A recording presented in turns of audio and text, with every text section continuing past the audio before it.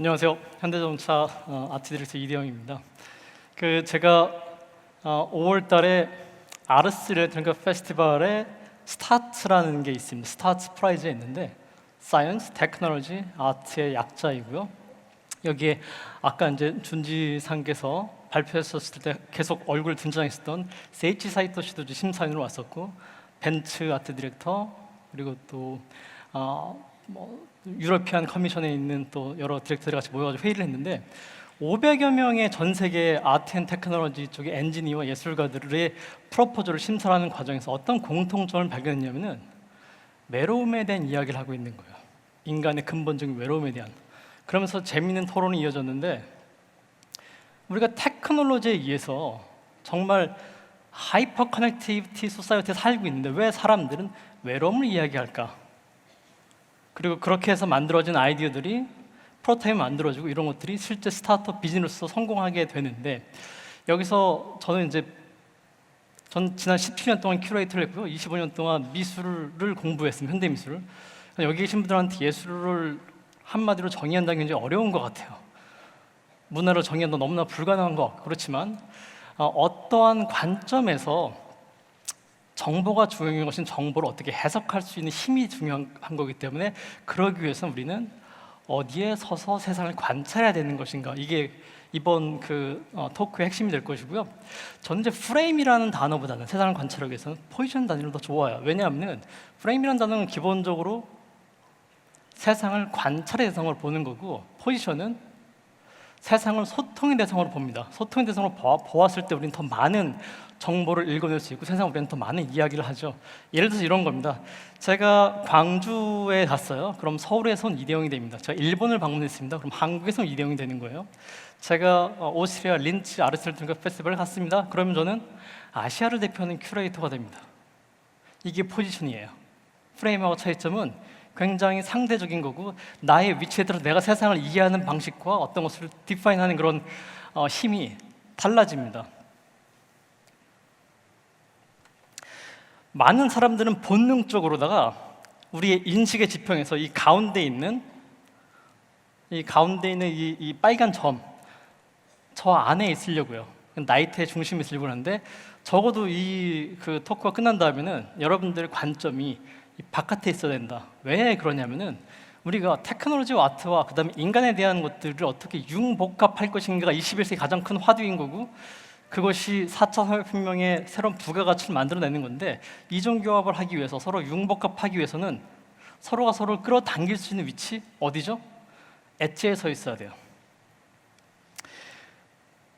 4차 산업혁명, 디지털 혁명, AI가 지배하게 될 21세기 암울하다고 이야기를 합니다. 근데 그래서 인간과 로봇에서 우리가 어떻게 로봇이 넘어온 영역을 지켜내면서 인간의 어떤 문명을 계속 발전시킬 것인가 라는 질문들을 2016년, 17년, 18년 다보스 포럼의 공통된 화두인 거고, 여전히 풀리지 않는 숙제입니다. 이거에 대해서 많은 학자들과 요즘 이제 뇌과학자도 있지만 로봇 심리학자라는 것도 등장을 했습니다. 그게 신기하죠? 이 사람들하고 토론하면서 어떤 답을 얻었냐면은, 우리가 AI 로봇을 연구할 것이 아니고 우리가 인간을 더 연구해야 된다. 우리가 인간을 제대로 알고 있는가? 그렇지 않다. 저는 로봇과 인간의 차이점이 3가지 단어로 설명을 할 수 있는데요. 첫 번째, act, think, feel. 로봇은 먼저 액션을 보여요. 그 다음에 think하는 단계로 발전하고 이제 feel 단계를 넘어서려고 하고 있습니다. 인간은 먼저 느껴요. 느꼈기 때문에 생각합니다. 생각을 기반으로 액션을 펼치죠. 이게 인간이 어떤 행동 메커니즘의 차이점인데, 자, 봅시다 한번. 로봇은 이미 액트 단계에서 인간을 넘어섰죠. 이거 어떤 사무라이도 저거 할 수 없는데 로봇은 한 방에 해결할 수 있게 됐고, 이세돌이 지금 백돌이고 알파고가 흑돌인데 이세돌이 이겼을 때 대국 상황이에요. 왜 이세돌이 4대1로 졌잖아요. 결국은 핵심이 뭐냐면은 알파고 리라고 합시다. 그러니까 이세돌을 이겼던 알파고 리 같은 경우에는 정말 열수 20서풀 내다보면서 연산을 해가지고선 인간이 이길 수 없는 거죠. 더 재밌는 건 뭐가 있냐면 여기 알파고 리가 4대 1로 이세돌을 이겼습니다. 근데 알파고 마스터라는 애가 있는데 여기는 이제 또 60대 0으로다가 프로 플레이어들을 60대 0으로 다 이겨버려요. 그리고 알파고 제로가 나오는데 얘는 알파고 리, 이세돌을 4대 1로 이긴 알파고 리를 알파고 제로가 100대 0으로 이겨요. 더 놀라운 거는 구호가 빠져요. 범용 알파 제로가 나옵니다. 알파 제로는 60대 40으로 알파고 제로를 이겨요. 이제 바둑에 있었던 이 로직, 띵크하는 로직이 이제 범용으로까지 가고 있고 그 속도는 지금 이 순간에도 멀티플 하고 있다는 게 굉장히 무서운 건데, 근데 이걸 feel 단계로 보게 되면 좀 상황이 좀 달라지는 것 같아요. 이거는 이제 마샤 로슬러라는 2013년도의 작품인데 그 작가가 Theater of Drones라는 작품을 펼쳤습니다.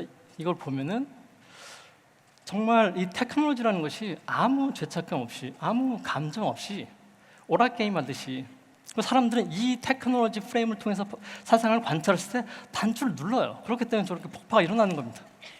이거 우리가 경계해야 되는 것 같아요. 우리 지식인들이 경계해야 되는 것 같고요. 그래서 2000년도 스페이스 오디세이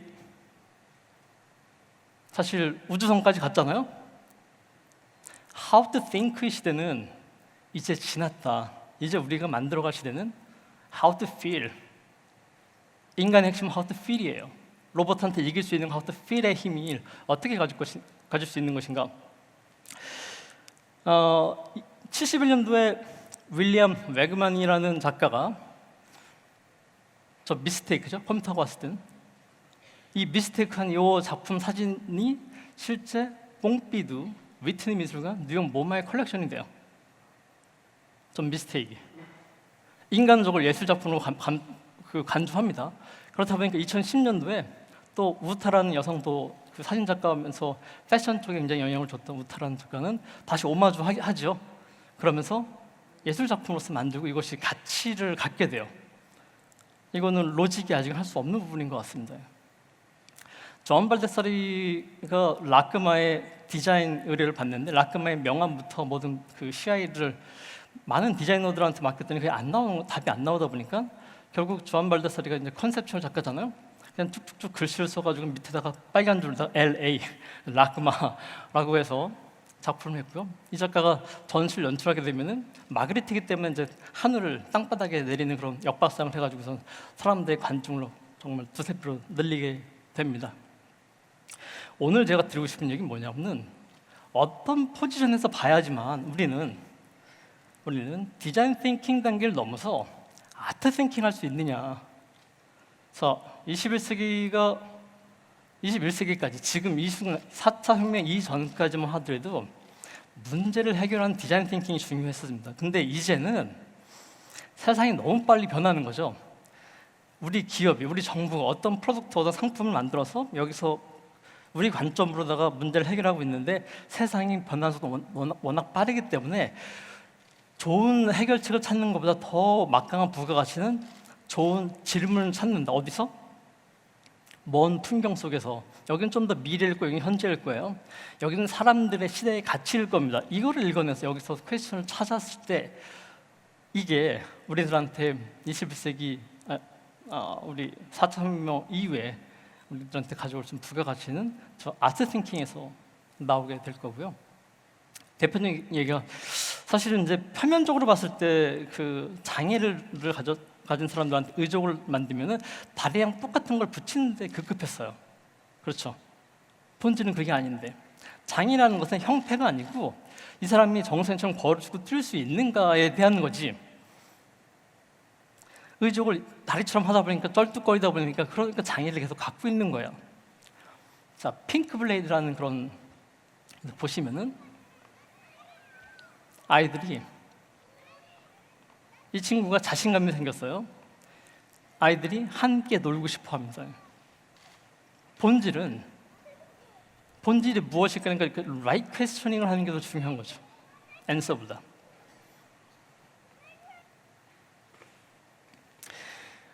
저는 이제 자동차 회사에서 왔기 때문에 자율주행의 차의 이야기를 많이 하는데 이거는 이제 그 아트 띵킹을 공유하는 그런 학자들하고 나왔던 이야기인데 어떤 얘기가 나오냐면은 우리가 자율주행할 때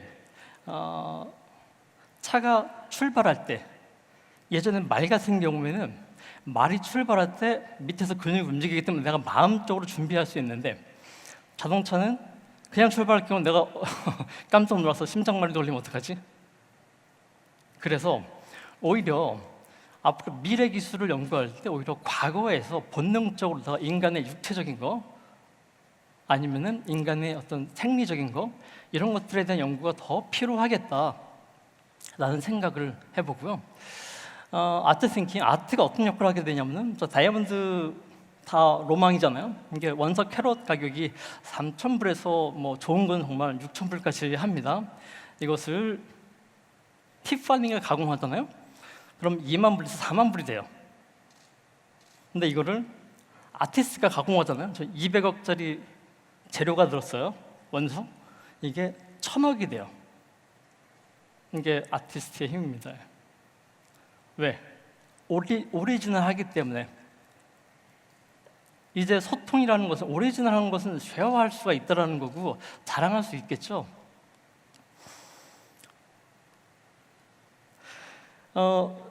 사실 산업화 시대를 거치면서 이건 한국뿐만 아니라 모든 많은 아시아 국가들 혹은 또 후발 국가들이 가진 교육, 그다음에 어떤 정부의 정책 아니면 기업의 어떤 그런 여러 가지 산업 패러다임에 있어서 우리는 항상 근사한 걸 찾았어요.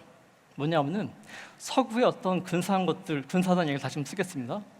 마치 플라토의 이데아가 있고 그 이데아에 근접한 것들을 찾는 거. 그래서 나오는 것들이 근사하다는 게 그런 거죠. 아주 비슷하고 거의 같고 괜찮고 그럴싸하게 좋은 것들. 근데 자 우리 초코파이 있죠? 사실 미국에서 1910년대 문파이 만든 거잖아요. 물론 이제 초코파이가 더 유명해졌지만 일본에서 마징가 나왔죠. 70년대 로봇 태권브이 나왔습니다.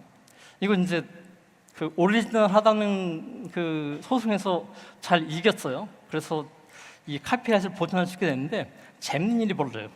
이 태권브이를 또 변형이 나오니까 여기서 또 안 돼라고 하면서 소송하고 있습니다.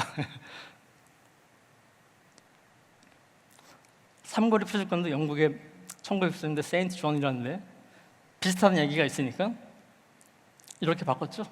근사하게. 우리가 이제 오리지널리티를 찾아야 되는 그런 산업 패러다임을 가고 있습니다.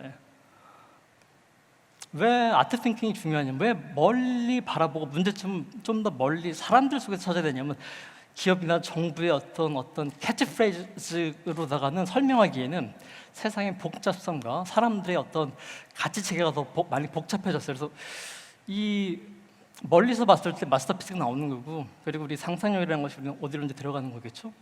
그래서 중요한 거는 내가 지금 서 있는 이 지점, 나의 포지션을 극복해서 생각하고 상상할 수 있어야 된다.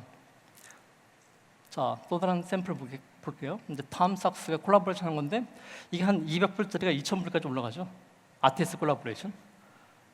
데트멍. 이게 지금 그 우리 남양주에서 이런 오피셜 페이크라는 것을 프랑스 애들이 전시했었고요.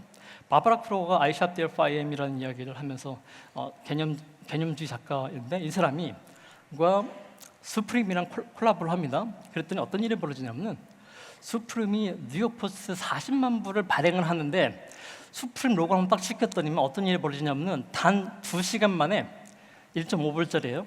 솔드 아웃. 지금 이거 살려고 하면요 40불까지 올라갔어요. 제가 어저께 확인했을 땐 40불. 이게 오리지널 스토리에 대해서 점점점 사람들이 목말라 하고 있습니다. 모르지오 카텔란이 W 매거진의 아트 이슈에 이 커버 디자인과 안에 있는 내용물들을 아트 디렉팅을 했어요. 커머셜 관점이 아니고 아티스트의 관점에서. 커머셜 관점은 조금 더 아마 아까 그 라이트의 센터에 있습니다. 아티스트 관점은 엣지에서 바라보는 거예요. 그랬더니 이거 자체가 또 어마어마한 그런 반향을 일으켰고 현재 이 토일렛 페이퍼 이것도 한 15,000원, 2만 원 했던 건데 지금 얼마인지 아세요? 250만 원. 이게 사람들은 오리지널한 거, 나만의 것 스토리를 원하기 때문에 이런 일이 벌어지는 것 같아요. 그 테크놀로지 회사에서 혹은 또 미래는 테크놀로지가 지배를 시는데 왜 예술인가에 대한 이야기는 뭐 제가 여기서 하는 얘기가 아니고 이미 100여 년 전부터 증명된 이야기인데, 야코비스 호프 박사님이 1901년도에 노벨 화학상을 처음으로 타요. 이분한테 질문을 합니다.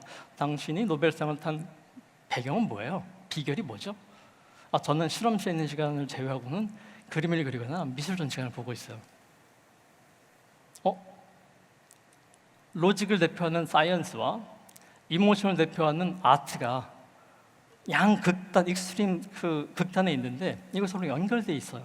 그래서 학자들이 100년 동안 노벨 과학상을 탄 사람들을 조사했어요. 그랬더니 무려 93%가 예술이 취미생활이거나 어렸을 때 꿈이 예술가, 그러니까 실패한 예술가들이 노벨 과학상을 타더라. 왜냐하면 창조적인 그런 그 어떤 영감, 창조적인 아이디어라는 건 어디서 나오냐면 우리는 보통 세 가지 컨디션을 이야기합니다. 첫 번째는 완전한 몰입, 두 번째는 완전히 생각을 비우거나, 세 번째는 위대한 메타포를 만났을 때. 메타포는 이런 거죠. 내가 A를 얘기하는데 B를 의미하는 거죠. 전혀 다른 것을. 근데 메타포의 힘이 강해지려면 A와 B의 거리가 멀어야 돼요. 과학과 예술의 거리가 멀었던 이 양극단을 연결시켰던 거기서 그 간극의 길이만큼 우리는 상상력의 사이즈가 결정되는 것 같다. 이제는 인간을 생물학적인 존재에서 문화적인 존재로서 인식할 필요가 있습니다. 굉장히 복잡한 거죠. 그래서 이거는 이제 1970년 임스의 파워 오브 10이라는 건데, 시카고의 시카고의 그 강변 옆에서 한 남자가 소품을 나와 있죠.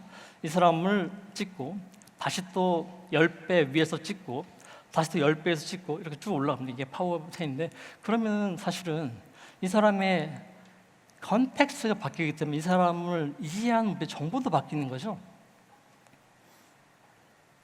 자, 이제 앞서 PT에서도 컨텍스트가 굉장히 중요하다는 이야기를 했는데요. 저는 이제 이 포지션, 좋은 포지션에 있을 때 우리가 컨텍스트, 아이덴티티 둘 다 놓치면 안 되는 그런 키워드입니다. 왜냐하면 여기 계신 분들 모든 사람들 아이디어와 아니면 본인 스스로가 어떤 막강한 아이덴티티 있는 거, 아이덴티티라는 것은 뭐냐면 나와 저 사람이 달라야 되는 거예요. 기본적으로 다 달라야지 아이덴티티가 있습니다. 근데 그 아이덴티티를 형성하는 것은 컨텍스트가 아이덴티티를 쉐입을 만들어주죠. 기술 환경이죠. 빅데이터와 커넥티비티와 릴타임 오토메이션이 가득 차고 이거 점점 더 이 기술 맥락이 점점 커지고 있는 시대에 우리는 어떤 아이덴티티를 가져야 될 것인가, 어디에 서 있어야 되는 것이 중요한 문제인 것 같아요. 그래서 왼쪽은 실제 창문이고 오른쪽은 이제 버추얼 창문이죠. 자, 제가 질문 좀 드리겠습니다. 왼쪽에 진짜 창문을 통해서 하루 단 5분이라도 세상을 관찰하고 있다 손 들어보세요. 반대로 나는 컴퓨터 윈도우나 모바일을 통해서 하루 5시간 이상 세상을 관찰하고 있다 손 들어보세요. 아마 대부분이 그럴 것 같아요. 내가 어디 있냐가 중요한 것이 아닌 내가 얼마큼 정보에 액세스할 수 있냐가 더 중요한 시대가 됐는데, 이랬더니 이제 무슨 일이 벌어지냐면 우리 스스로는 다 다르다고 생각하는데 실제 우리가 접한 정보가 같기 때문에 우리는 스톰트루퍼스처럼 돼버렸어요. 이 중에서 어떤 한 사람이 여기 견장 하나 딱 차면은 난 특별해. 근데 실제 이 사람들은 다른 사람들일 거예요. 우리 스스로가 이게 가장 큰 문제인 것 같은 게 500개 프로포즈를 받았는데 국가와 어떤 역사적인 배경과 상관없이 나이대에 따라서 어떤 트랜스 내셔널 관점보다는 트랜스 제너레이션, 이 제너레이션에 따라서 테크놀로지 액세스하는 게 다르다 보니까 여기서 생기는 갭이 더 큰 거예요. 그래서 일본의 문제와 한국의 문제보다 10대의 문제와 20대 문제가 더 커졌습니다. 왜? 기술 때문에. 미켈란젤로 피스톨레토가 1909년 베네치 비엔날에서 어떤 퍼포먼스를 했냐면 저 거울을 깨트리는 역할을 했습니다. 우리의 역할은요, 저 거대한 거울을 깨트리는 걸 줄 모르겠습니다. 예술가들은 그 일을 하고 있어요, 매일매일. 사람들은 저 거울에 비친 환영을 보면서 세상이 전부라고 생각합니다. 근데 예술가들은 저를 깨트려서 이 깨어지고 위험천만하고 어떻게 보면 바닥에 떨어져 있는 저 거울이 반추하는 각도와 대상은 다를 거예요. 그것을 제시할 수 있을 때 거기서 또 다른 새로운 유니버스가 만들어지는 것 같습니다. 저는 어렸을 때 할아버지 밑에서 컸는데요. 할아버지 때문에 제가 큐레이터가 됐습니다. 예술가가 아니고. 할아버지는 서예도 하시고 건축도 하시고 그걸 팔아서 저희 쌀도 사시고 하셨던 분인데, 이분이 철학가시기도 했었고요. 제 초등학교 2학년 때 토끼 사냥 가자고 얘기를 해요. 토끼를 잡기 위해서 무엇이 필요할까? 그래서 저는 활과 화살이 필요합니다. 활과 화살을 만들어 주셨고 저는 쏘는 연습을 했습니다. 토끼 사냥 갔는데 저는 한 마리도 못 잡고 할아버지, 그 연로하신 할아버지께는 토끼를 2마리를 주고 보셨어요. 그러면서 저한테 토끼 발자국을 보여주면서 너는 저게 초등학생한테 과거의 흔적이니 미래의 상징이니, 예? 토끼가 지나갔으니 과거의 흔적이잖아요. 그러니까 네가 토끼를 못 잡는다, 대영아. 초보자들은 토끼를 잡고 토끼를 쫓는데 선수들은 토끼 발자국 보면서 그 다음 토끼의 움직임과 패턴과 맥락을 읽어낸다. 그럼 네가 앞으로 네 일은 토끼를 잡는 일인데 네가 봐야 되는 세상의 폭은 토끼의 과거의 흔적 속에서 미래를 상상하는 힘이 있어야지만 된다. 그래서 이게 제가 예술가보다는, 예술가는 컨텐츠를 만든 사람이라면 큐레이터는 컨텍스트를 만든 사람이기 때문에 제가 예술가의 길에서 큐레이터 길을 가게 됐습니다. 컨텍스트 안에는요, 시간과 공간과 어떤 정체성과 바운더리, 어떤 가능성, 사람들이 어떻게 커뮤니케이션하고 있고 어떤 미디어를 통해서 테크놀로지가 어떤 역사가, 이 모든 것들이 컨텍스트라고 보시면 돼요. 이 어떤 수평으로 딱 잘랐을 때 지정학적인 그런 위치뿐만 얘기하는 것이 아니고 더 복잡한 관계도가 컨텍스트입니다. 그런 것들을 읽어낼 수 있어야지 새로운 스토리가 만들어지는 것 같아요.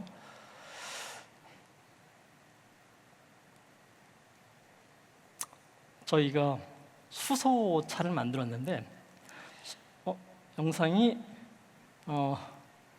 굉장히 다이나믹하게 바뀌었습니다.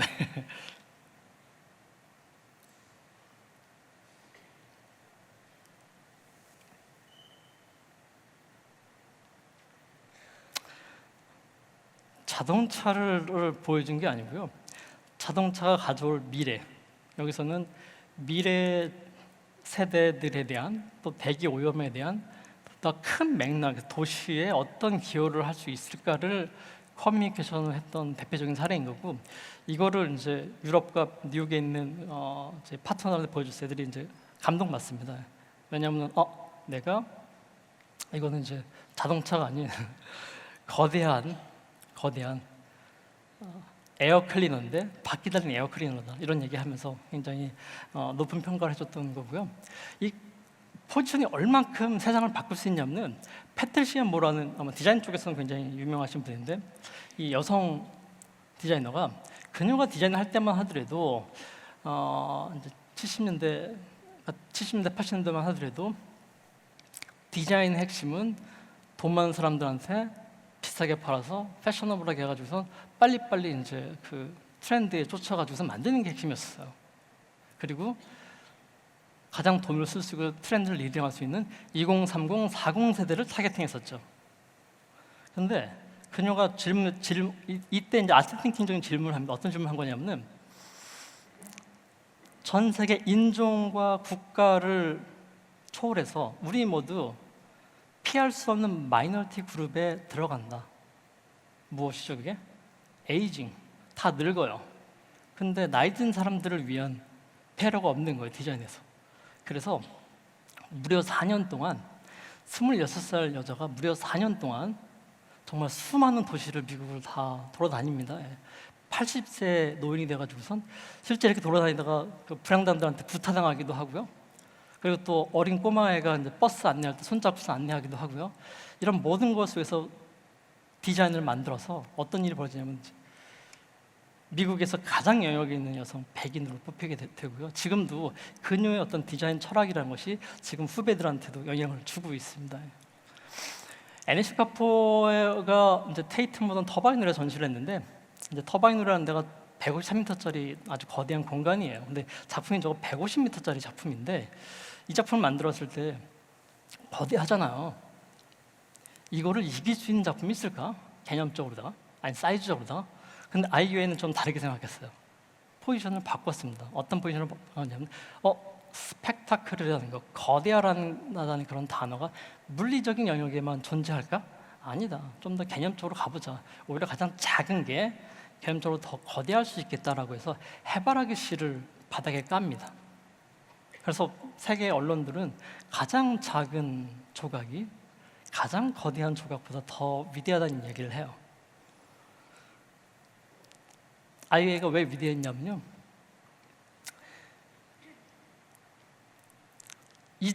2년 반 동안 1,600명의 어떤 그 마을, 그 마을은 청나라 도자기를 만드는 마을이었는데 그 마을이 쇠락했어요. 그 마을의 경제를 살리면서 이걸 만들어서 전시를 하게 됩니다. 실제 만드는 거 이게 세라믹이에요. 페이크입니다, 페이크. 이 전시를 했는데 일하시는 분들인 거고, 이거에 대해서 전 세계가 난리가 났죠.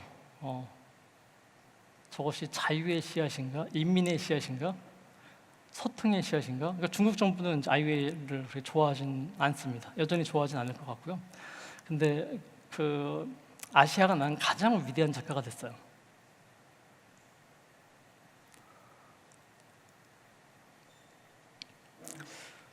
여기 마샤 프리츠커 프라이즈 디렉터가 와 계신데, 프리츠커 프라이즈 같은 경우에는 건축계 노벨상이라고 보시면 돼요.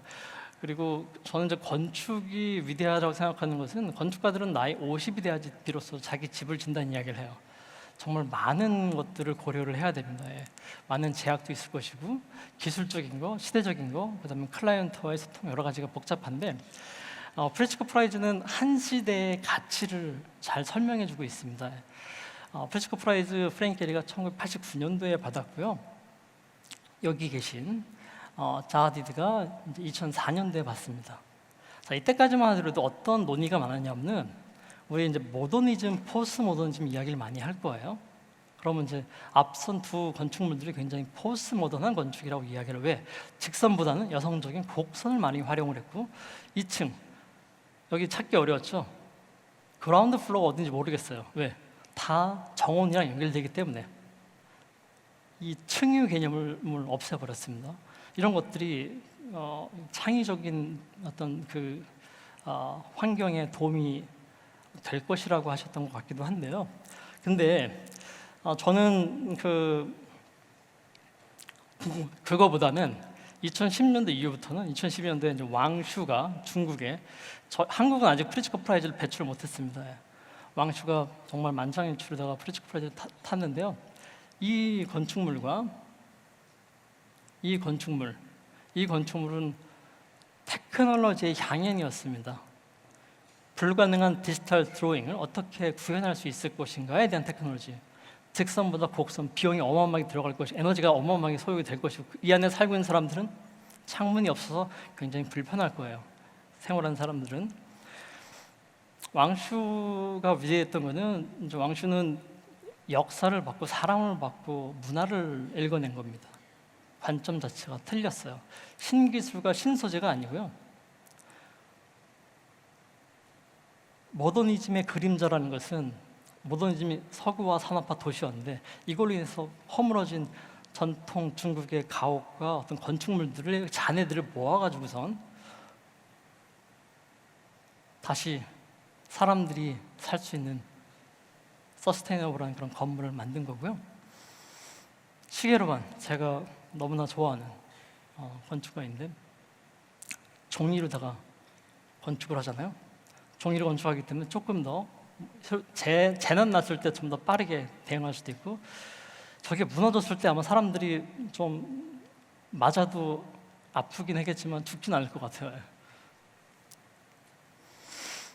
마샬 맥루한이 1970년도에 이제 어떤 이야기를 하냐면은, 앞으로 우리는 문화가 비즈니스인 시대를 살게 될 것이다라는 것을 예언을 해요. 1970년도에 본인의 에세이에서. 그러면서 앞으로는 어쩌면은 밀리터리와 시빌리언의 경계가 허물어진 그런 게릴라성 정보 전쟁 속에서 우리는 살아남아야 될지 모르겠다. 그것이 세계 3차 대전의 형태일 것이라는 걸 이야기를 합니다.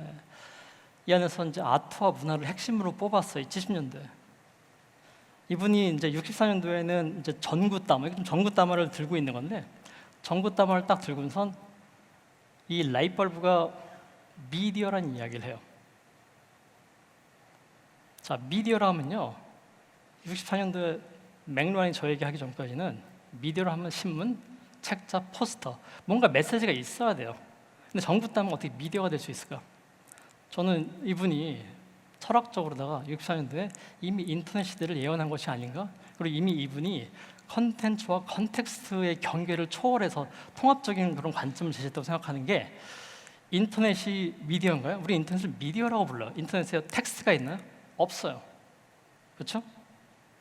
그 안에서 사람들이 소통하고 이미지를 올리고 영상을 올리기 때문에 그것이 미디어로 힘을 갖습니다.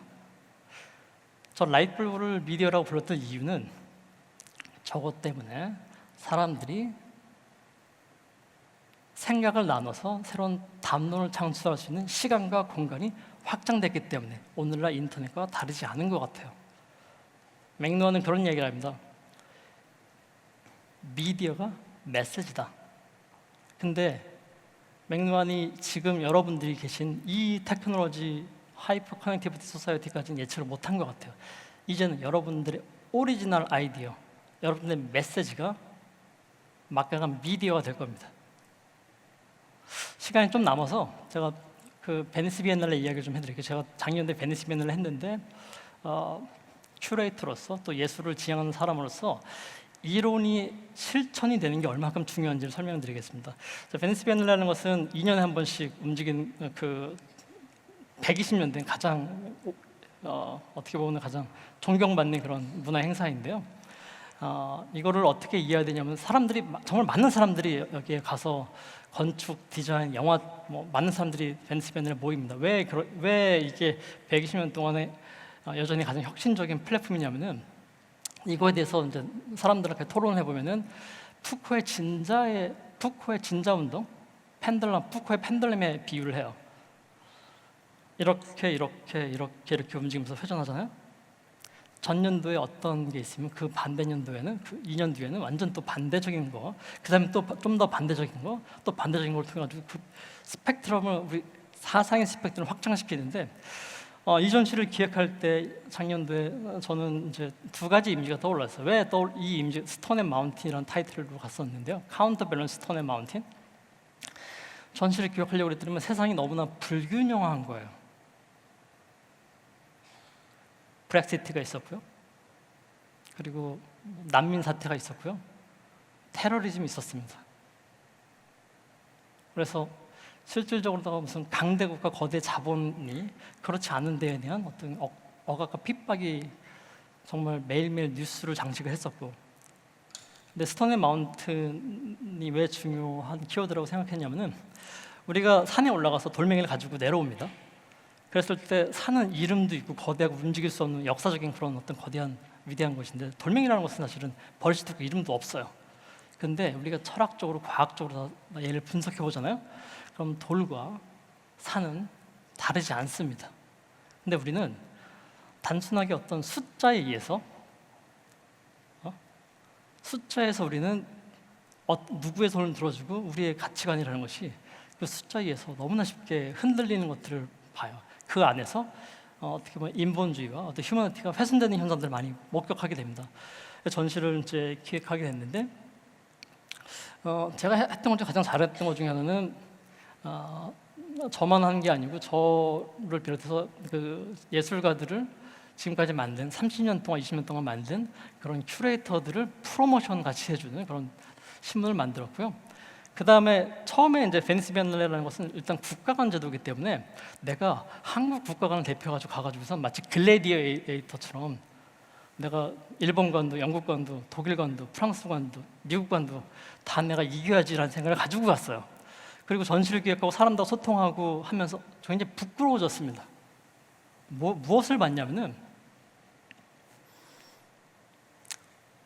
정말 여기 그 벤시 비엔날레는 첼시 구단주가 그 호화 크루즈를 끌고 와요. 크루즈들이 막 오는 거예요. 그러면서 한쪽에서는 생태계가 파괴되고 있습니다.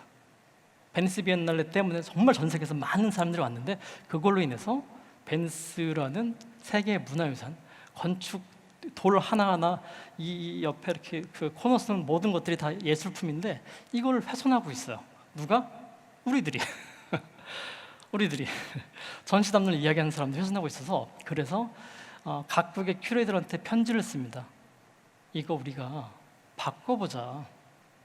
그래서 신문을 발행을 해서요. 세이브 베니스 캠페인을 합니다. 신문을 2만 부, 2만 부 3종을 발행을 해서 각각을 10유로를 줄래, 10달러를 줄래, 10원을 줄래 각각의 이제 그 너희들이 가지고 있는 커런시 중에서 10만큼만 줘 얘기를 한 거예요. 그러니까 어떤 걸 보냐면 그 자본이 가지고 있는 휴머니티리안 밸류가 어떻게 되는지를 좀 확인하고 싶었었는데요. 근데 다 유로로 다 주셔가지고서 다행이었습니다. 그래서 유로를 받아서 10만 유로를 모금을 하게 돼요. 그래서 신문을 만든 거고요. 이런 것도 만든 거고 전시 풍경인데 10,000유를 모금해서 그래서 베니스는 그 언제든지 이 물이 올라와서 범람해가지고선 침수 피해를 볼 수 있는데 그것을 게이징하는 장비가 노후했습니다. 그래서 그것을 교체하는 일을 하게 됐고 그래서 베니스시랑 세이브 베니스 캠페인을 같이 추진을 했는데 베니스하고 베니스 비엔날레 측에서 그런 얘기합니다. 베니스가 비엔날레가 탄생한 지 120년 동안 특정 국가 간에서 베니스를 위해서 이렇게 전시, 카운터밸런스라는 것이 어떻게 보면 휴머니티한 밸류에 대한 얘기를 하고 있는 건데 액션으로 보여줘가지고선 실제 이렇게 기부한 케이스는 처음 있는 것이다. 그래서 그쪽 시장님도 오시고 기념사진 찍고 했는데 그래서 왜 당신은 그 얘기를 이런 일을 하느냐라고 물어봐서 제가 어떤 얘기 드리냐면요. 상황을 바꿔서 얘기를 해보자.